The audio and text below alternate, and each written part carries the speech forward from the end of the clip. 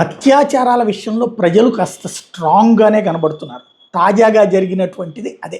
ఉత్తరాఖండ్లో ముగ్గురు కుర్రోళ్ళు కలిసి 18 సంవత్సరాల బాలిక మీదన అత్యాచారానికి పాల్పడ్డారు. పోలీసులు వాడిని అరెస్ట్ చేయడానికి వస్తే ఆ ముగ్గురిని పోలీసుల మీదనే దాడికి దిగారు.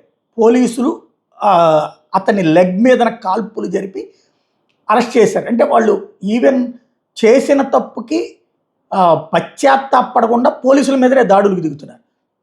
అయితే తర్వాత రోజున ఆ ఇన్సిడెంట్ జరిగినటువంటి ప్రదేశానికి రుద్రపూర్లోని ఆ స్పాట్కి తీసుకొచ్చిన సందర్భంలో మళ్ళీ పోలీసుల మీద తిరగబడి పారిపోవడానికి ప్రయత్నం. జనమంతా కలిసి చితకబాదినటువంటి సంఘటన.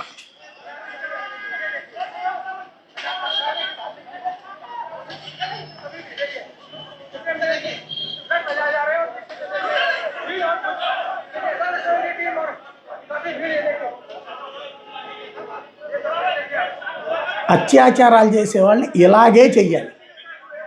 అప్పుడు మాత్రమే కరెక్ట్ అవుతుంది, భయం ఉంటుంది.